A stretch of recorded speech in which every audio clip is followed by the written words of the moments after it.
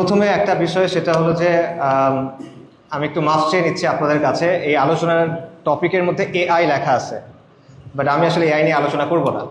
এআইটা লেখা হয়েছে আপনাদের মার্কেট ধরার জন্য। এআই এর প্রতি সবার অনেক আগ্রহ, এআই নিয়ে এখন অনেক হাইপ, $1 ট্রিলিয়ন ইন্ডাস্ট্রি, কর্মক্ষেত্রে এআই এর কথা সবাই বলে। তো এটা আশা করা যায় যে এআই শুনলে মানুষজন আসবে। ট্রান্সহিউম্যানিজম যেটা, এটা শুনে আসলে পরিচিত মনে হয় না। তো বাট আমার অ্যাকচুয়াল পিএইচডি থিসিস যেটা আমি করতেছি এটা হলো ট্রান্সহিউম্যানিজম নিয়ে। ট্রান্সহিউম্যানিজম কী সেটা নিয়ে আমি আলোচনা করব। এটার ভেতরে এআই এর আলোচনা আছে, এটার সাথে AI linked, but AI itself is very অনেক ডাইভার্স একটা টপিক। এটা নিয়ে অনেক আলোচনার বিষয় আছে, তো সেটা আসলে আমি ধরতেছি না। তো এই জন্য আমি আসলে মাফ চাচ্ছি। আমার সুপারভাইজার আমাকে জোর করে আমার পিএইচডির মধ্যে এআই নিয়ে একটা চ্যাপ্টার অ্যাড করাইছে। আমি অনেক চেষ্টা করছি ওটা না করার, বাট ওটা আমার করতেই হয়েছে। তো আজকে যেহেতু এখানে আমার সুযোগ আছে, কোনো সুপারভাইজার নাই, তো আমি এই জন্য এআই নিয়ে খুব একটা আলোচনা করবো না। এটা আর কি একটা বিষয়। আরেকটা ব্যাপার হলো যে আলোচনাটা আসলে কী রকমের। যেমন ধরেন ফেসবুকে আপনারা এরকম একটা আলোচনা দেখবেন যে এআই হলো দাজ্জাল, এরকম একটা আলোচনা আপনারা দেখছেন, রাইট? এই টাইপের কোনো আলোচনা আমি আজকে করতেছি না, 1 নাম্বার। 2 নাম্বার, এআই ব্যবহার করা হালাল না হারাম, ট্রান্সহিউম্যানিজম হালাল না হারাম, বা এই টাইপের অনেক আলোচনা আছে, এটা কি জায়েজ না না জায়েজ, এই ধরনের কোনো আলাপও আমি করতেছি না। এই আলাপগুলো দরকার আছে, বাট এগুলো অবশ্যই যারা উলামায়ে কেরাম তারা করবেন, এটা আমার করার জায়গা না। আমার আলোচনাটা কী নিয়ে? আমার আলোচনাটা প্রথমে হলো যে ট্রান্সহিউম্যানিজম জিনিসটা আসলে কি, আর তার চেয়ে বড় কথা হলো এটার সাথে আধুনিকতার সম্পর্কটা কি, এটার সাথে আধুনিক পশ্চিমা যে সভ্যতা সেটার সম্পর্কটা কি। মূলত আমার ইচ্ছা ছিল আধুনিক পশ্চিমা সভ্যতার একটা ক্রিটিক করা, কিন্তু এটা আসলে পিএইচডির টপিক হিসেবে ভালো না। পিএইচডির টপিকে আপনার স্পেসিফিক করতে হয়, রাইট? একটা প্রবলেম স্টেটমেন্ট আনতে হয়, রিসার্চ কোয়েশ্চেন আনতে হয়, এগুলো আপনারা দেখবেন ইনশাল্লাহ, আপনারা অনেকেই করবেন। তো ওই জায়গাতে আমি চাচ্ছিলাম আধুনিকতার ক্রিটিক করতে, কিন্তু এটা সরাসরি করাটা জটিল ছিল। এই জন্য আমি যেটা করছি সেটা হলো ট্রান্সহিউম্যানিজমের যে আলোচনা সেটার মাধ্যমে আধুনিকতার ক্রিটিক করা। সো এই জন্য আমি যেটা করবো সেটা হলো ট্রান্সহিউম্যানিজম আসলে কি, এবং এটার সাথে আধুনিকতার সম্পর্কটা কী, এবং ইসলামের জায়গা থেকে আমরা ব্যাপারগুলোকে কীভাবে দেখি, এটা নিয়ে একটা আলোচনা। আমার ব্যাপারে একটা বিষয় বলি, সেটা হলো যে আমার ঢাকা ইউনিভার্সিটিতে ইকোনমিক্স 88 ব্যাচ। সো আমাদের ক্লাস শুরু হয়েছিল 2009-এ, যদিও 8-এ শুরু হবার কথা, কিছু হাইকোর্টের একটা রায়ের কারণে এটা পেছায় 2009-এ শুরু হয়েছিল। আমার সর্বশেষ ইউনিভার্সিটিতে স্টুডেন্ট হিসেবে আসা 14 সালে, আমাদের মাস্টার্সের সময়। এরপর একটু গ্যাপ ছিল, তারপর আমি মাস্টার্স করি মালয়েশিয়াতে, সেটা হলো ইসলামিক ব্যাংকিং এবং ফাইন্যান্সে। তো পিএইচডিটা আসলে এইদিকে করার কথা, ইকোনমিক্স এবং ইসলামিক ব্যাংকিং এবং ফাইন্যান্স, বাট আমি দেখলাম যে আমার কাছে কোনোটাই খুব একটা ভালো লাগতেছে না। পিএইচডি মানে হলো যে 4 বছর, অ্যাটলিস্ট 4 বছর একটা জিনিস নিয়ে পড়ে থাকা, 4 বছর ধরে একটা বিশাল বইয়ের মতো লেখা। এখন এটা যদি এমন কিছু নিয়ে লিখতে হয় যেটা ভালো লাগতেছে না, এটা আসলে খুব কষ্টকর। আর আমার আসলে ছোটোকাল থেকে এটা প্রবলেম হয় যে যেটা ভালো লাগতেছে না এটা করতে খুব কষ্ট আর কি। আমি বায়োলজি নেই ক্লাস 8-এ উঠে, 9-এ, রাইট, 9-এ বায়োলজি নেই কারণ আমি ছবি আঁকতে পারি না, এরকম আর কি। মুখস্থ করতে ভালো লাগে না, ছবি আঁকতে পারি না, তাই বায়োলজি নিব না, এরকম। কম্পিউটার সায়েন্স নিয়েছিলাম তখন। তো ওই জন্য আমার কাছে মনে হচ্ছে যে আসলে ইসলামিক ব্যাংকিং অ্যান্ড ফাইন্যান্স নিয়ে করা বা ইকোনমিক্সের চাইতে এমন কিছু নিয়ে করি যেটা আমার আগ্রহ আছে। তা আমার এই জায়গাটায় আগ্রহ আছে যে পশ্চিমা সভ্যতার বা আধুনিকতার ক্রিটিক। আচ্ছা, সো এটা হলো ভূমিকা। এবার আমি মূল আলোচনাটায় যাই, সেটা হলো ট্রান্সহিউম্যানিজম আসলে কি। ট্রান্সহিউম্যানিজম, এটার কাছাকাছি একটা ওয়ার্ড আপনারা শুনছেন, ট্রান্সজেন্ডার, লাইক ট্রান্সজেন্ডার, ওরকম ট্রান্সহিউম্যানিজম। ট্রান্সহিউম্যানিজম কি? ট্রান্সহিউম্যানিজম হলো একটা সোশ্যাল, কালচারাল এবং ফিলোসফিক্যাল মুভমেন্ট, একটা সামাজিক, সাংস্কৃতিক এবং দার্শনিক আন্দোলন। যে আন্দোলনটা কি চায়? এই আন্দোলনটা বলে যে মানব জাতির রূপান্তর করা প্রয়োজন বিজ্ঞান এবং প্রযুক্তির মাধ্যমে। আবার বলছে, তারা বলতে চায় যে মানব জাতির বর্তমান যে চেহারাটা আছে এটাকে পরিবর্তন করা প্রয়োজন, এটার রূপান্তর করা প্রয়োজন বিজ্ঞান এবং প্রযুক্তির মাধ্যমে। এটার সাথে বিবর্তনের আইডিয়াটা লিঙ্কড, যে মানুষ তো আজকের যে রূপ আছে এই রূপে সবসময় ছিল না, এটা তারা বিশ্বাস করে, আধুনিকতাটা বিশ্বাস করে, বিবর্তনের তত্ত্বে বিশ্বাস করে। সো মানুষ প্রথমে একটা এইপ টাইপ জন্তু ছিল, বন মানুষ টাইপের একটা জন্তু ছিল তাদের বিশ্বাসে। সো সেই জায়গা থেকে ধাপে ধাপে রূপান্তরিত হয়ে মানুষ আজকের অবস্থায় এসে পৌঁছাইছে। কিন্তু এই প্রক্রিয়াটা অনেক স্লো, এবং এই প্রক্রিয়াটা প্রকৃতির খামখেয়ালিপনা অনুযায়ী চলছে। তো এতদিন পর্যন্ত বিবর্তন হয়েছে প্রকৃতির খেয়াল অনুযায়ী, এখন যে বিবর্তন সেটা হবে মানুষের পরিকল্পনা অনুযায়ী। সো একটা ছিল ডারউইনিয়ান এভলিউশন, এখান থেকে আমরা এখন যাব ডিজাইনার এভলিউশন, মানুষের খেয়াল মতো এভলিউশন হবে। এটা হলো সংক্ষেপে ট্রান্সহিউম্যানিজমের মূল বক্তব্য। মানুষের বর্তমান যে রূপ, এটাকে রূপান্তরিত করতে হবে বিজ্ঞান এবং প্রযুক্তির মাধ্যমে। এটা কেন করতে হবে, এটার মাধ্যমে আমরা কি অর্জন করব? প্রথম কথা হলো যে মানুষের শরীর এবং মানুষের যে মন, এটার কিছু সীমাবদ্ধতা আছে। আমরা বৃদ্ধ হই, আমরা মারা যাই, আমাদের চিন্তা সবসময় প্রপারলি কাজ করে না, রাইট?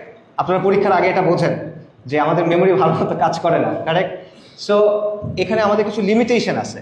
এই লিমিটেশনগুলো আমরা অতিক্রম করতে পারবো বিজ্ঞান এবং প্রযুক্তির মাধ্যমে, আমরা যদি মানুষকে পরিবর্তন করি। প্রথম কারণ।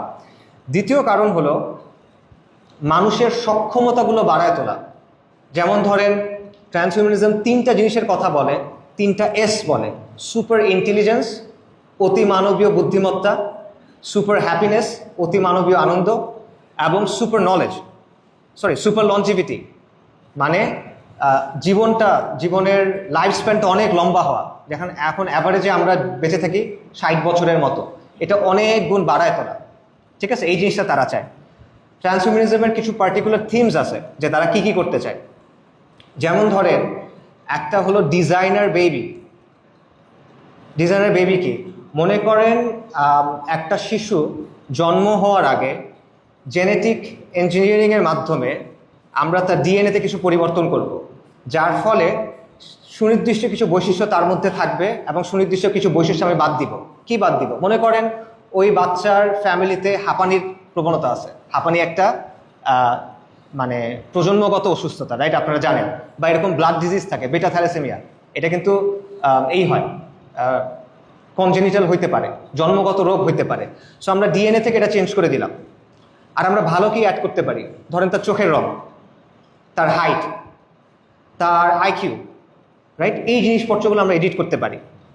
সো এটা হলো আইডিয়াটা, ডিজাইনার বেবিস। একটা বাচ্চা ভ্রূণ থাকা অবস্থাতেই, এমব্রায়োনিক অবস্থাতেই তাকে পরিবর্তন করা হবে। এটা 1 নাম্বার। 2 নাম্বার, সাইবর্গাইজেশন। আপনারা যারা ছোটকালে কার্টুন দেখছেন বা কমিক্স পড়ছেন বা সাইফাই বই পড়ছেন, সায়েন্স ফিকশন, তারা সাইবর্গ নামে একটা জিনিসের কথা পড়ছেন, যেটা হলো মানুষের ব্রেইনের সাথে কম্পিউটারের ইন্টারফেস করা, কম্পিউটার এবং ব্রেইনকে একসাথে যুক্ত করা। এটা করলে কি হবে? আমাদের ব্রেইনের যে লিমিটেশনগুলো আছে সেগুলোকে আমরা অতিক্রম করতে পারবো কম্পিউটারের ক্যাপাসিটি ইউজ করে। এটা হলো সাইবর্গাইজেশন। এগুলো নিয়ে বিস্তারিত পরে আলোচনা করতেছি। আরেকটা আইডিয়া আছে যেটা খুব র্যাডিক্যাল একটা আইডিয়া, এটা হলো মাইন্ড আপলোডিং। আইডিয়াটা হলো এটা যে মানুষের যে মন, ট্রান্সহিউম্যানিস্টরা বিশ্বাস করে, এটা আধুনিক বিশ্বে অনেকেই বিশ্বাস করে, এটা যে মানুষের সত্তাটা হলো আসলে তার মস্তিষ্কে। মানে মানুষ বলতে কি, আপনি জিনিসটা আসলে কি, আপনার সত্তাটা কি, এটা আসলে আপনার মাথায় আছে। আর আপনার মাথা হলো মূলত আপনার মেমোরিটা, মাথা হলো মূলত ডাটা, রাইট?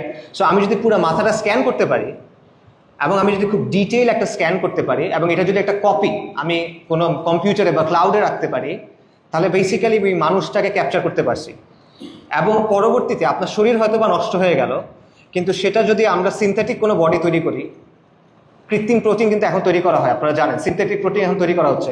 মনে করেন কৃত্রিম কোনো বডি যদি তৈরি করা হয়, সেই বডিতে যদি ওই আপনার ব্রেইনের যে স্ক্যান করা হয়েছে সেটা যদি আমরা ওখানে নামাতে পারি, তাহলে বেসিক্যালি আপনি নতুন একটা বডি পাচ্ছেন এবং এইভাবে আপনি অনন্তকাল বেঁচে থাকতে পারবেন। এটা তারা বলে।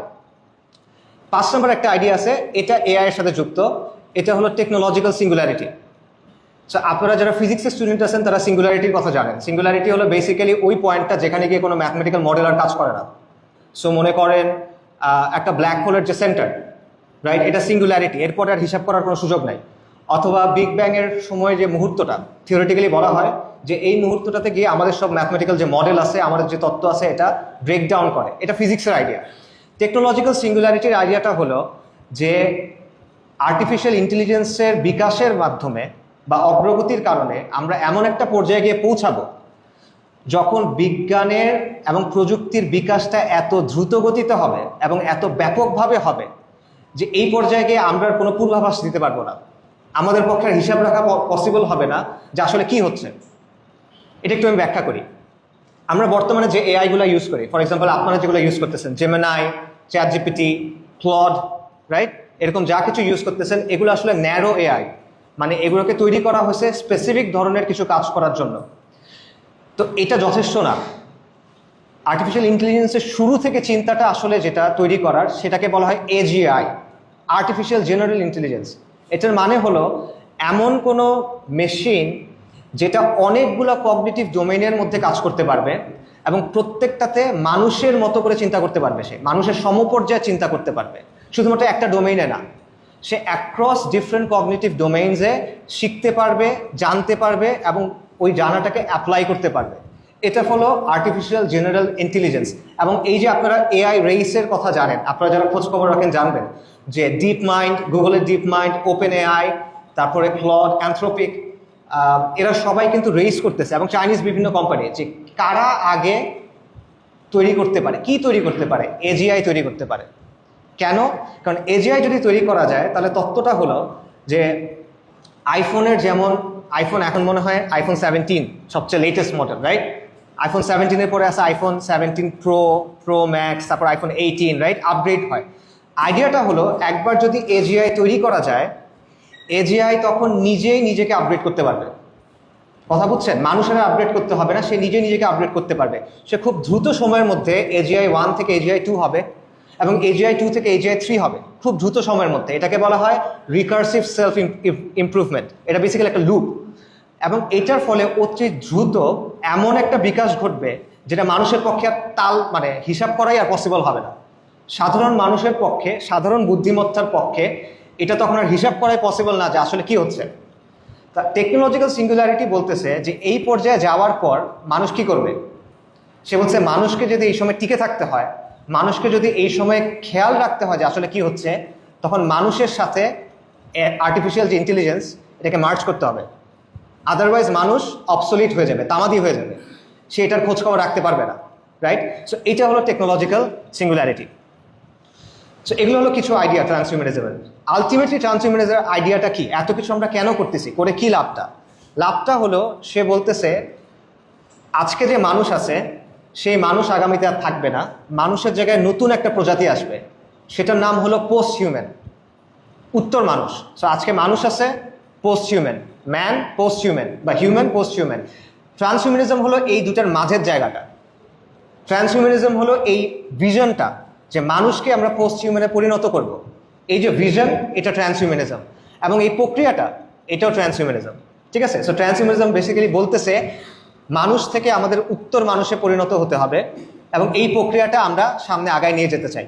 মানুষের যে দুর্বল শরীর, সেই শরীরটাকে আমরা রোবোটিক্স দিয়ে, জিনোমিক্স দিয়ে, ন্যানো টেকনোলজি দিয়ে পরিবর্তন করব।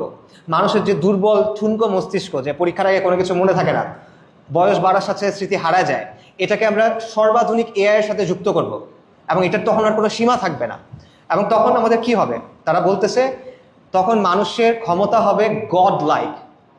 একাডেমিক আলোচনাতেই তারা এটা ইউজ করে, god like, small G, small letter G, god like, দেবতাদের মতো ক্ষমতা। এবং তারা বলতেছে যে এইভাবে মানুষ থেকে পোস্ট হিউম্যান হবে, এবং এই অবস্থাটা কীরকম হবে? একটা মানুষের সাথে শিম্পাঞ্জির যে দূরত্ব, রাইট, মানুষের তুলনায় শিম্পাঞ্জির যে বুদ্ধিমত্তা, পোস্ট হিউম্যানের সাথে মানুষের তুলনাটা ওই রকম। মানুষের কাছে শিম্পাঞ্জি যেমন, পোস্ট হিউম্যানের কাছে মানুষ তেমন। এইটা হলো তাদের idea. So all ideas of transhumanism আর বেসিক্যালি এই আইডিয়াটা যে মানুষকে পোস্ট হিউম্যান বানাইতে হবে। কিভাবে আমরা এটা বানাবো? আর্টিফিশিয়াল ইন্টেলিজেন্স দিয়ে, জিনোমিক্স দিয়ে, বায়োটেকনোলজি দিয়ে, ন্যানো টেকনোলজি দিয়ে, এবং এটার সাথে রিলেটেড আরও অনেক টেকনোলজি দিয়ে, যেগুলো সামনে আসতেছে। এখন প্রশ্ন হলো যে ভাই এটা আমি কেন করব? এরকম আজব একটা জিনিস আমরা কেন করবো? এটা লাভটা কি? অবশ্য অনেক লাভ আছে, অনেক কারণ আছে। প্রথম কারণ হলো কষ্ট লাঘব করা।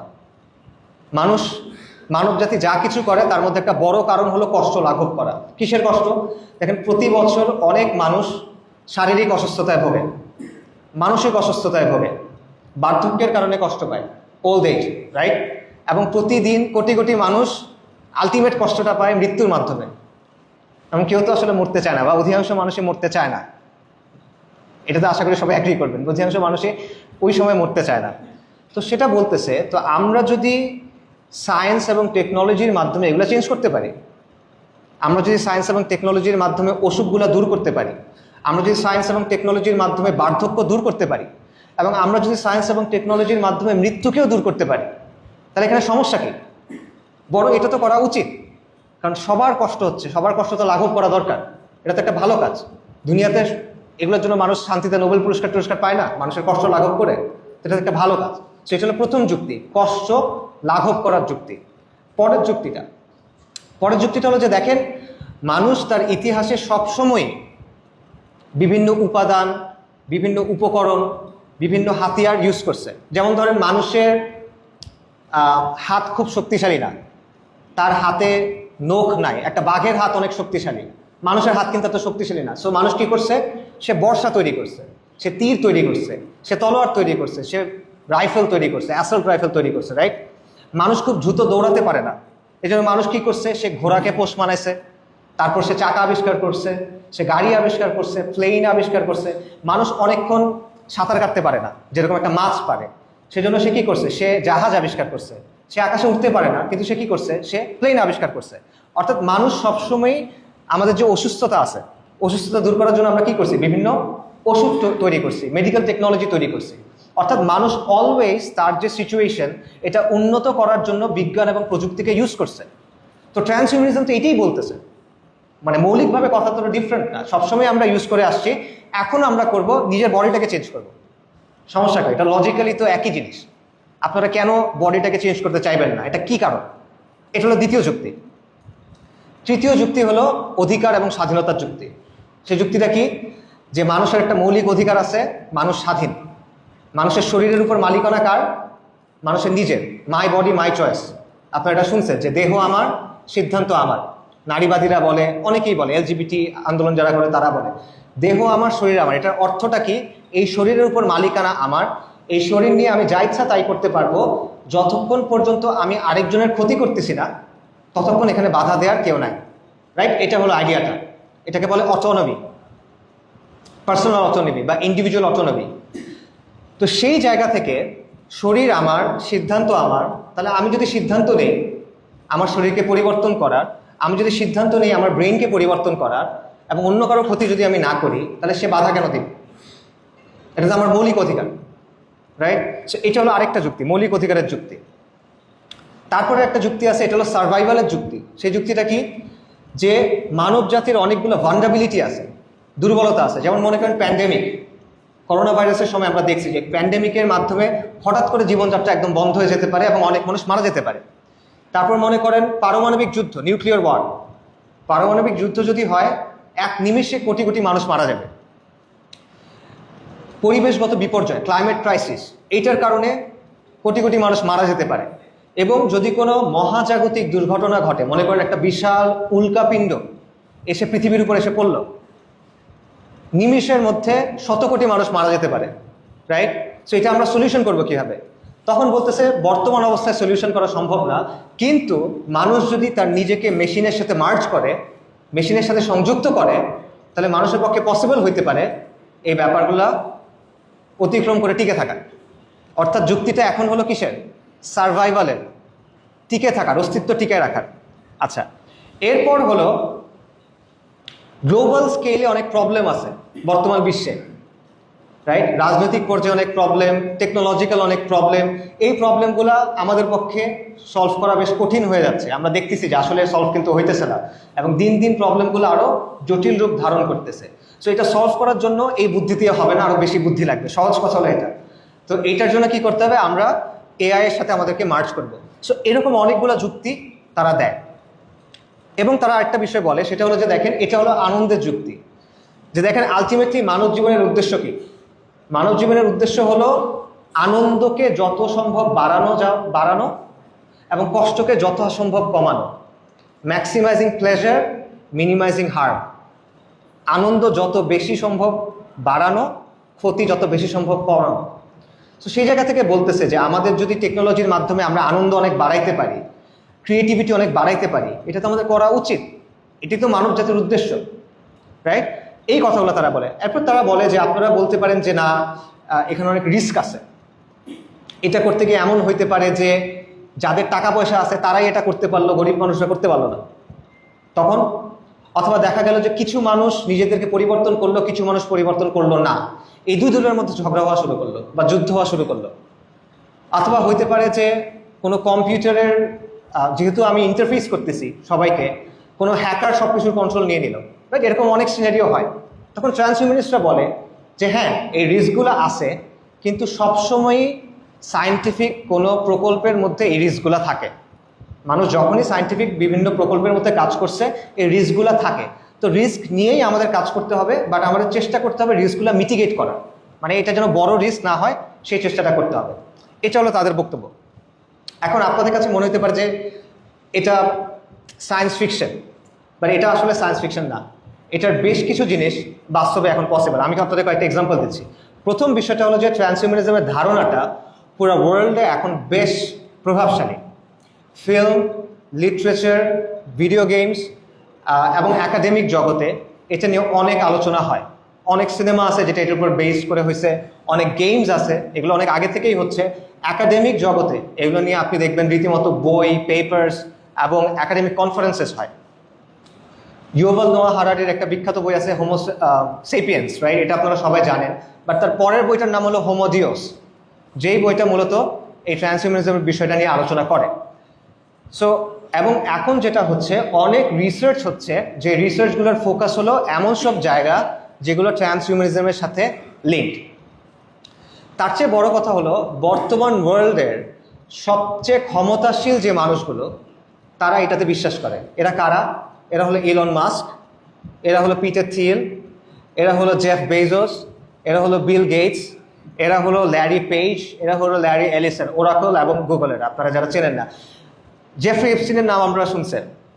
এপস্টিন ট্রান্সহিউম্যানিজমে বিশ্বাসী ছিল এবং এগুলোর জন্য তারা ইনভেস্টমেন্ট করছে বিলিয়ন্স অফ ডলার। আপনার আমার ইনভেস্টমেন্ট একরকম, এদের ইনভেস্টমেন্ট আরেক রকম। তারা literally billions of dollar investment করছে এটার জন্য। আচ্ছা, এবং এই লোকগুলা, শুধু যে কয়জনের নাম আমি বললাম, এদের অ্যাকচুয়াল সম্পদ কি পরিমাণ? $1.5 ট্রিলিয়ন। $1.5 ট্রিলিয়ন, জাস্ট এই কয়জন মানুষের কথা আমি বললাম। সো এরা ইনভেস্ট করতেছে ট্রান্সহিউম্যানিজম রিলেটেড জায়গাগুলোতে। এদের ক্যাপিটাল আছে এবং এদের ওই পাওয়ারটা আছে, এরা গভর্নমেন্টের সিদ্ধান্তগুলোকেও কিন্তু প্রভাবিত করতে পারে। অ্যাকচুয়াল টেকনোলজি দেখেন, আপনারা যারা বায়োলজি রিলেটেড সাবজেক্টে পড়েন, ইভেন এগ্রিকালচারেও পড়েন, তারা একটা টেকনোলজির নাম জানবেন। এটার নাম হলো CRISPR Cas, CRISPR-CAS, CRISPR Cas.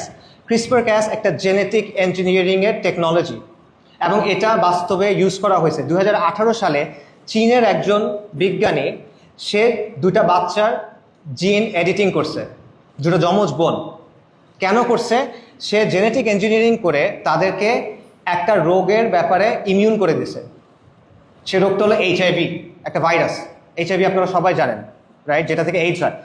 ওই বাচ্চাদের বাবা HIV পজিটিভ ছিল, মা HIV নেগেটিভ ছিল। IVF হয়েছে, ইনভিট্রো ফার্টিলাইজেশন, আপনারা এটা জানার কথা। এমব্রায়ো অবস্থাতে সে জিন এডিট করছে যাতে এই বাচ্চারা যখন জন্মাবে তারা HIV রেজিস্ট্যান্ট হবে। এটা তখন করা হয়েছিল 2018 সালে। এটা নিয়ে তখন অনেক কন্ট্রোভার্সি হয়েছে। বাট বর্তমানে এটা রেগুলেশন হিসেবে আনা হয়েছে। যেমন কিছু জেনেটিক ওষুধ আছে, সিকল সেল ডিজিজ আপনারা জানবেন অনেকে, বেটা থ্যালাসেমিয়া। এই ওষুধগুলোকে জিন এডিটিংয়ের মাধ্যমে ভ্রূণ অবস্থাতেই পরিবর্তন করে ফেলা হচ্ছে, মানে তাদের জন্য এই ওষুধগুলো না হয়। অর্থাৎ এই টেকনোলজি অলরেডি কি থিওরিটিক্যালি অ্যাভেলেবল, যার মাধ্যমে আমি ডিজাইনার বেবি তৈরি করতে পারবো। এটা হলো মেডিকেল অ্যাসপেক্ট, সবসময় এটা মাথায় রাখবেন। একটা হলো মেডিকেল অ্যাসপেক্ট, কিন্তু মেডিকেল অ্যাসপেক্টটাকে খুব ইজিলি এনহ্যান্সমেন্টের দিকে নেওয়া যায়। যেমন আমি উদাহরণ দিচ্ছি, ধরেন কেউ সড়ক দুর্ঘটনা হলো, তার মুখের একদিক নষ্ট হয়ে গেল, তো মেডিকেলি এটা ঠিক করার জন্য আমরা কিছু কাজ করতে পারি। কিন্তু ওই একই টেকনোলজি দিয়ে যার মুখে কিছু হয় নাই, কিন্তু সে তার মুখটা যে সুন্দর করতে চায় আরও, আপনি কিন্তু সেটাও করতে পারবেন। সো একটা হলো কারেকশন, একটা হলো কসমেটিক, কিন্তু জিনিসটা কিন্তু সেম, রাইট? সো যেই টেকনোলজি দিয়ে আমি জিন এডিট করে একটা মানুষকে কোনো রোগের থেকে বাঁচাবো, সেই একই টেকনোলজি দিয়ে আমি তাকে এনহ্যান্সও করতে পারবো। সো এই টেকনোলজি আছে। ব্রেইন কম্পিউটার ইন্টারফেস, যেটা আপনারা অনেকে একটা প্রোগ্রামের কোম্পানির নাম শোনার কথা, এটা হলো নিউরালিঙ্ক, ইলন মাস্কের নিউরালিঙ্ক। নিউরালিঙ্ক যে কাজটা করছে, যে তারা ব্রেইন কম্পিউটার ইন্টারফেস বর্তমানে ইউজ করতেছে। 2024 সালে একজন রোগী, সে প্যারালাইজড, তার মাথায় একটা কয়েনের সাইজের চিপ বসানো হয়েছে এবং এই চিপটা দিয়ে সে কী করতেছে, তার বডি প্যারালাইজ, কিন্তু সে জাস্ট তার মনকে ইউজ করে ইন্টারনেট ব্রাউজ করতে পারে, সে একটা মাউসের কার্সার সরাইতে পারে, মানে সে চিন্তা করতেছে কার্সারটা ডান দিকে যাবে বা বাম দিকে যাবে, উপরে যাবে নিচে যাবে, এবং সেটা সরতেছে, এবং সে গেম খেলতে পারতেছে। অনেক জটিল গেম না, পাবজি না, বাট মনে করেন অনেক ছোটকালে আমরা গেম খেলতাম একটা, আপনারা হয়তো বা চিনেন না, ডিএক্স বল বা প্যারানয়, আপনারা হয়তো বা চিনবেন না, এটা যারা এইটা আছে তারা চিনবেন। ওই টাইপের যে একটা জিনিস সরাইতে হয়, রাইট, এই টাইপের গেম সে ব্রেন দিয়ে খেলতে পারতেছে। এটা হলো জাস্ট রিসেন্ট অবস্থা। এটা দিয়ে আরও কি করা যেতে পারে, তারা বলতেছে দেখেন মানুষের অনেকগুলা নিউরোলজিক্যাল অসুস্থতা থাকে, যেমন ধরেন সিভিয়ার এপিলেপসি, মানে ব্যাপক মৃগী রোগ, এই হয়েছে সিজার হয়। তারপর মনে করেন পার্কিনসন্স ডিজিজ, এই টাইপের ওষুধ থাকে, এগুলো হলো নিউরোলজিক্যাল ডিসঅর্ডার। সে বলতেছে এই চিপটা বসানোর মাধ্যমে আমরা এই ওষুধগুলো আস্তে আস্তে সলভ করতে পারবো। তারপর মনে করেন একটা মানুষের স্পাইনাল কর্ড ছিঁড়ে গেছে, স্পাইনাল কর্ড ছিঁড়ে যাওয়ার ফলে কী হবে বলেন, প্যারালাইসিস হবে।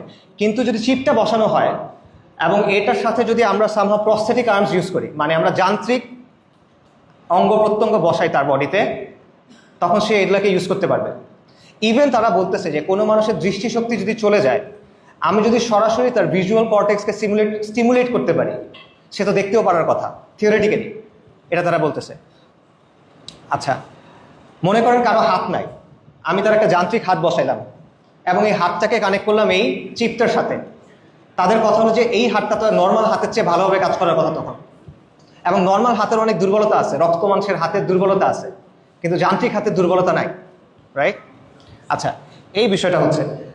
এরপরে এগুলো তো মেডিকেলের বাইরে কি হইতে পারে? মেডিকেলের বাইরে হইতে পারে মনে করেন আমরা এখন ফোন ইউজ করি টাচ স্ক্রিন দিয়ে, আমরা টেলিভিশন ইউজ করি রিমোট কন্ট্রোল দিয়ে, কারেক্ট? আপনি সব কিছু ওই চিপের সাথে নিয়ে আসতে পারবেন।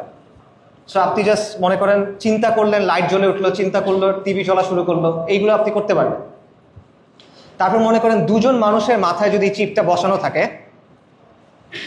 তাহলে তারা একে অপরের সাথে কথা বলতে পারবে, অ্যাকচুয়ালি কথা না বলে, টেলিপ্যাথি। সো পরীক্ষার হলে ফর এক্সাম্পল আপনি হয়তো আপনার ফ্রেন্ডের কাছ থেকে জানতে পারবেন, বা পাত্রী দেখতে গেছেন, আপনি হয়তো বা তার সাথে কথা বলতে পারবেন এইভাবে, রাইট? আচ্ছা, এটার সাথে এআই ইন্টিগ্রেশন করা সম্ভব। এআই ইন্টিগ্রেশন যদি করা হয় তাহলে আমাদের যে প্রসেসিং পাওয়ার ব্রেইনের, সেটা থেকে আমরা বের হয়ে যেতে পারবো। সো এরকম অনেকগুলো বিষয় বলা হচ্ছে। আবারও এগুলো সব কিছু হয় না, এখনও কি হয়েছে, ব্রেন দিয়ে মানে চিন্তা দিয়ে মাউসের কার্সার সরানো, চিন্তা দিয়ে ব্রাউজ করতে পারা, বা থিওরিটিক্যালি এটা পসিবল, ঠিক আছে? আচ্ছা, জেফ বেজোস, পিটার থিল, এদের মতো লোকেরা বিলিয়নস অফ ডলার খরচ করতেছে মানে বার্ধক্য, যেটাকে আমরা বলি বয়স্ক হওয়া, বয়স বাড়া, এটাকে কিভাবে থামানো যায়। বার্ধক্য আসলে কি? আমাদের বডির সেলগুলা বা আমাদের বডি যেই হারে ব্রেকডাউন করতেছে, ওই হারে এটাকে আর নতুন করে গঠন হচ্ছে না। বেসিক্যালি জিনিসটা এটা এন্ট্রপি, যেই হারে এটা ভেঙে পড়তেছে ওই হারে এটা পুনর্গঠন হচ্ছে না। সো সে বলছে আমরা যদি সেল লেভেলে এই পরিবর্তনটা আনতে পারি, তাহলে হয়তো বা মানুষের আর বয়স বাড়বে না। এবং এটা নিয়ে একটা বিখ্যাত প্রতিষ্ঠান আছে আলতোস ল্যাব, তারা বিলিয়নস অফ ডলার্স টাকা নিয়ে এটা গবেষণা করতেছে, এবং তারা বলতেছে যে অ্যাটলিস্ট এর ক্ষেত্রে, ইঁদুরের ক্ষেত্রে বয়স্ক হওয়ার কারণে ইঁদুরের একটা জিনিস হয় যে সে তার চোখে দেখে না, এটা তারা রিভার্স করতে পারছে, এটা তারা ফিরায় আনতে পারছে। আচ্ছা, এগুলো গেল অ্যাকাডেমিক বা সায়েন্টিফিক এক্সপেরিমেন্টাল দিক। এটার সবচেয়ে ইন্টারেস্টিং জায়গাগুলো, যেটা অলওয়েজ টেকনোলজির সবচেয়ে ইন্টারেস্টিং ইউজের জায়গা, যেটা এটা হলো মিলিটারি। টেকনোলজির যে বিকাশ, এটার ইতিহাসটা আসলে মিলিটারির বিকাশ। সো মিলিটারি ক্ষেত্রে এটা কীভাবে ইউজ করা যায়? মনে করেন আমি একটা এলিট স্কোয়াড অফ সৈন্য বানাইলাম, যাদের সবার মাথায় চিপ বসানো, এবং সবাই ড্রোন সোয়ার্ম কন্ট্রোল করতে পারে। ড্রোন সোয়ার্ম বুঝছেন? একটা ড্রোন না, লাইক অনেকগুলো ড্রোন যেগুলো সব একসাথে মুভ করে। আপনারা এটা ইউটিউবে গিয়ে খুঁজতে পারবেন, চাইনিজরা এটা খুব ভালো মতো ডেভেলপ করছে।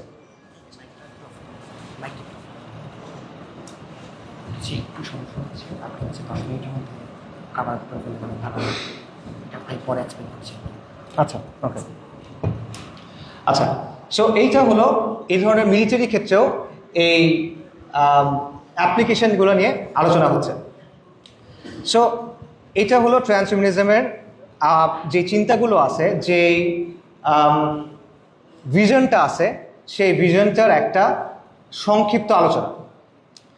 এখন এটার একটা হিস্ট্রি আছে, এটার হিস্ট্রি নিয়ে আলোচনা করার কথা ছিল, বাট আমাদের একটু দ্রুত শেষ করতে হবে। সো আমি যে জিনিসটা করব সেটা হলো এটার সাথে আধুনিকতার সম্পর্কটা কোথায় সেটা নিয়ে একটু আলোচনা করব। আধুনিকতার ক্ষেত্রে আপনি দেখবেন, এবং এটা ওয়েস্টার্ন একাডেমিকে আলোচনা করছে, যে আধুনিকতার কয়েকটা পিলার আছে, মানে কয়েকটা মৌলিক বিশ্বাস আছে যেগুলোর উপর বেস করে আধুনিকতা কাজ করে। একটা হলো অটোনমি, ব্যক্তি স্বাধীন, এই বিশ্বাসটা। একটা হলো প্রোগ্রেস, প্রগতি, ক্রমাগত যত সময় যাচ্ছে তত আমাদের বস্তুগত উন্নতি হচ্ছে, তত আমাদের চিন্তাগত নৈতিক উন্নতি হচ্ছে, এই বিশ্বাসটা। এবং এই বিশ্বাসটা যে আধুনিক বিজ্ঞান এবং প্রযুক্তির উদ্দেশ্য হলো প্রকৃতিকে নিয়ন্ত্রণ করা। আপনারা দেখবেন ফ্রান্সিস বেকনের একটা কথা আমরা সবাই শুনি, knowledge is power. But knowledge is power মানে কি? জ্ঞান পাওয়ার, এটার অর্থ কি? ফ্রান্সিস বেকন এটা ব্যাখ্যা করছে। এটার মানে হলো যে ইউনিভার্সের উপরে মানুষের যে কন্ট্রোল এবং ডোমিনিয়ন, মানুষের যে নিয়ন্ত্রণ এবং রাজত্ব, সেটাকে বৃদ্ধি করা। ঠিক আছে? এবং আরেকটা বিষয় যেটা আধুনিকতার মধ্যে আছে, এটা হলো টেকনো সলিউশনিজম, যে দুনিয়ার যে কোনো সমস্যা যদি যথেষ্ট টাইম দেওয়া হয় তাহলে যে কোনো সমস্যা বিজ্ঞান এবং প্রযুক্তি সলভ করতে পারবে। সো ট্রান্সহিউম্যানিজম যে কাজটা করতেছে সেটা হলো এটাকে সে চূড়ান্ত পর্যায়ে নিয়ে যাচ্ছে। সো আপনি এসে বলতেছেন যে আমি স্বাধীন, অটোনমির বিশ্বাস, আমার দেহ আমার চয়েস। ট্রান্সহিউম্যানিজম এসে বলতেছে হ্যাঁ, আমার দেহ আমার চয়েস, সো আমার দেহটাকে আমি পরিবর্তন করতে পারি। আপনি এসে বলতেছেন প্রগতি, মানুষের যত সময় যাবে আমাদের তত বিকাশ হওয়া প্রয়োজন, সমাজের তত বিকাশ হওয়া প্রয়োজন, পুরনো ধ্যান ধারণা আমরা এখন আর ধরে রাখতে পারি না। ট্রান্সহিউম্যানিজম বলছে হ্যাঁ সঠিক, এবং এই প্রগতির স্বার্থেই মানুষের বডিটাকে আমাদের চেঞ্জ করা প্রয়োজন। আধুনিকতা বলতেছে যে প্রকৃতির উপর নিয়ন্ত্রণ। ট্রান্সহিউম্যানিজম বলতেছে হ্যাঁ আমরা একমত, প্রকৃতির উপর নিয়ন্ত্রণ, এই নিয়ন্ত্রণটা মানব প্রকৃতির উপরও নিয়ন্ত্রণ। ঠিক আছে? এবং দেন যেটা আমি বললাম যে টেকনো সলিউশনিজম, যে বিজ্ঞান এবং টেকনোলজি, সায়েন্স এবং টেকনোলজি, বিজ্ঞান ও প্রযুক্তি সকল কিছু সমাধান দিতে পারে। এখানে তারা বলছে হ্যাঁ, শুধুমাত্র সকল কিছু সমাধান দিতে পারে এটা না, এটা দুনিয়াতে একটা কল্পরাজ্য তৈরি করতে পারে, যেখানে মানুষ মারা যাবে না, যেখানে মানুষ কন্টিনিউলি জীবিত থাকবে, যেখানে কোনো অসুস্থ থাকবে না, যেখানে অনন্ত আনন্দ থাকবে। রাইট? সো এটা হলো আধুনিকতার সাথে ট্রান্সহিউম্যানিজমের সম্পর্কের একটা জায়গা। আচ্ছা, এইখানে ইসলামের জায়গা থেকে বেশ কিছু বিষয় আমরা বলতে পারি যে ইসলামের সাথে পার্থক্যগুলো আসলে কোথায়। একটা মিনিট। ওকে, প্রথমত ট্রান্সহিউম্যানিজমের মূল চিন্তাটা এটা হলো এক্সট্রিমলি দুনিয়া সেন্ট্রিক, মানে দুনিয়ার বাইরে আর কিছু নিয়ে সে চিন্তা করে না, এবং তার চিন্তাটা একেবারে ম্যাটেরিয়ালিস্টিক। সো দুনিয়ার মধ্যেই আপনার একটা কল্পলোক তৈরি করতে হবে। এবং গত শতাব্দীগুলোতে বিভিন্ন পলিটিক্যাল ফিলোসফি, কমিউনিজম, নাৎসিজম, ফ্যাসিজম, এই জিনিসটাই করার চেষ্টা করছে যে দুনিয়ার মধ্যে একটা কল্পলোক, এমন কিছু একটা তৈরি করব যেখানে সব কিছু সমাধান হয়ে গেছে। তো এখন এটা টেকনোলজির মাধ্যমে করা হচ্ছে। গায়েবে সে বিশ্বাস করে না। কিন্তু ইসলাম আমাদের কি বলে? ইসলাম বলে মানুষের জীবনের বা বাস্তবতার দুটো দিক আছে, একটা হলো দুনিয়া, একটা হলো আখিরাত। এবং একটা হলো শাহাদার জগৎ, যেটা আমরা দেখি, একটা হলো গায়েব, যেটা আমরা দেখি না। এবং আল্লাহ সুবহানাহু ওয়া তাআলা আমাদের বলছে ওয়ামাল হায়াতুদ দুনিয়া ইল্লা মাতাউল গুরুর, দুনিয়ার জীবন হলো ছলনা মাত্র। এবং আল্লাহ সুবহানাহু ওয়া তাআলা আমাদের বলছেন কুল্লু নাফসিন যায়িকাতুল মাউত, প্রত্যেক জীবকে মৃত্যুর স্বাদ আস্বাদন করতে হবে। জ্ঞানের ক্ষেত্রে ট্রান্সহিউম্যানিস্টরা মনে করে এটা আধুনিকতার চিন্তা, যে শুধুমাত্র ম্যাটেরিয়াল জ্ঞান গ্রহণযোগ্য, শুধুমাত্র যৌক্তিক জ্ঞান গ্রহণযোগ্য। ইসলাম বলে হ্যাঁ, মানুষের যুক্তিতর্ক থেকে যে জ্ঞান আছে এটা গ্রহণযোগ্য, বাট এটাকে আমরা ওয়াহির আলোকে গ্রহণ করতে হবে। কারণ মানুষের মনের, আমরা যে চিন্তাগুলো করি, সায়েন্টিফিক থিওরি পরিবর্তন হয়, সায়েন্টিফিক থিওরি কখনো মানে ধ্রুব হয় না, এটার মধ্যে পরিবর্তন আসে। সো আমরা যে চিন্তাগুলো করি এগুলোর মধ্যেও পরিবর্তন আসতে পারে। সো এই জায়গা থেকেও এপিস্টেমোলজির জায়গায়, অর্থাৎ আমরা কিভাবে কোনো কিছু জানবো, সেই জায়গাতেও দ্বিমত আছে। মানুষের ক্ষেত্রে ট্রান্সহিউম্যানিজম মনে করে যে মানুষ হলো আধা ক্ষেত্রে একটা জিনিস, ডিফেক্টিভ একটা জিনিস, ত্রুটিপূর্ণ একটা জিনিস। কিন্তু আল্লাহ সুবহানাহু ওয়া তাআলা বলতেছেন লাকাদ খালাকনাল ইনসানা ফি আহসানি তাকওয়িম, আল্লাহ সুবহানাহু ওয়া তাআলা মানুষকে সৃষ্টি করছেন সর্বোত্তম উপায়ে। আল্লাহ সুবহানাহু ওয়া তাআলা বলছেন ওয়ালাকাদ কাররামনা বানি আদম, আমি বনি আদমকে সম্মানিত করছি অনেক সৃষ্টির উপরে। সো এই জায়গাগুলোতে আপনি দেখবেন ট্রান্সহিউম্যানিজমের সাথে ইসলামের চিন্তার অনেক বড় পার্থক্য আছে। ট্রান্সহিউম্যানিজম মনে করে যে মানুষ হলো তার মনটা, মন হলো আসলে ব্রেইন, ব্রেইন হলো কিছু ডাটা। আর আমরা বলতেছি, আল্লাহ আমাদের জানাচ্ছেন যে মানুষ হলো রূহ, মানুষ হলো নাফস, এবং মানুষ হলো আকল। এই প্রত্যেকটা জিনিস আছে। সো ট্রান্সহিউম্যানিজমের মধ্যে এই জিনিসগুলো নাই। সো ফাইনালি একটা বিষয় বলে আমি শেষ করতেছি, সেটা হলো যে এগুলো তো জেনারেল কথা, বাট ট্রান্সহিউম্যানিজম যে প্রতিশ্রুতিগুলো দেয় এগুলোর সাথে আপনি কোরআনের কিছু আয়াতের হুবহু মিল পাবেন। মানে কোরআনের কিছু আয়াতে কিছু বিষয় বলা হয়েছে যেগুলো হুবহু ট্রান্সহিউম্যানিজম যেই প্রতিশ্রুতিগুলো দেয় সেগুলোর সাথে মিলে যায়। এগুলো কোন আয়াত?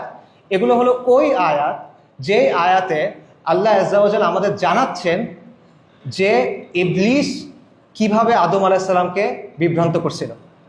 যেমন সূরা তাহাতে আল্লাহ সুবহানাহু ওয়া তাআলা বলতেছেন, ফাওয়াসওয়াসা ইলাহি শাইতান, অতঃপর ইবলিস তাকে কুমন্ত্রণা দিল। কাকে? আদমকে, আদম আলাইহিস সালামকে।